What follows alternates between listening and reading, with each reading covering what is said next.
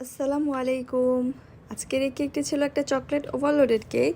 তো কিছুদিন আগে আমি একটা চকলেট ওভারলোডেডের কেকের একটা ভিডিও ছেড়েছিলাম। তো সেই কেকের ভিডিওটা দেখে আমার একজন ক্লায়েন্ট ছোট ভাই আর কি এই কেকটা অর্ডার করে।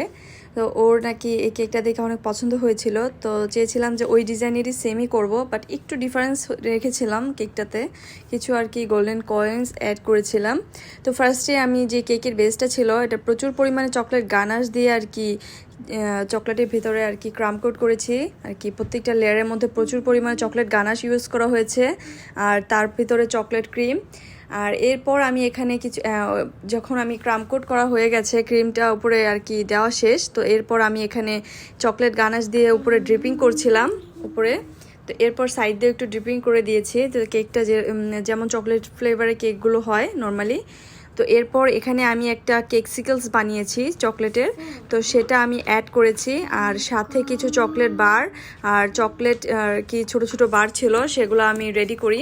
তো এবার একটু ডিফারেন্স রেখেছিলাম, ওই আগেরটার মতো সেম টু সেম আর কি করিনি ডিজাইনটা।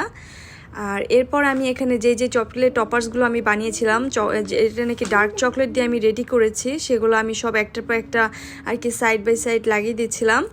আর এই চকলেট ওভারলোডেড কেকটা হচ্ছে যারা প্রচুর চকলেট লাভার তাদের জন্য।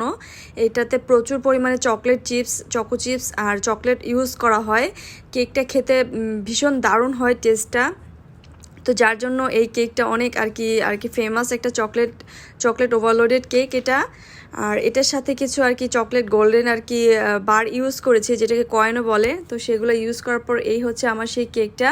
আর লাস্ট পর্যায়ে যে মেয়েটার বার্থডে ছিল, তো তার নেমটা লিখে দিয়েছিলাম ফন্ডেনের উপরে। আর আমার কেকটা আপাতত রেডি। আর এই হচ্ছে সেই চকলেট ওভারলোডেড কেক। যারা এরকম চকলেট ওভারলোডেড কেক পছন্দ করেন তারা আমার পেজে নক দিতে পারেন। আর এরকম চকলেট ওভারলোডেড কেকগুলো খেতেও ভীষণ দারুণ হয়। Thanks for watching for this video. Thank you.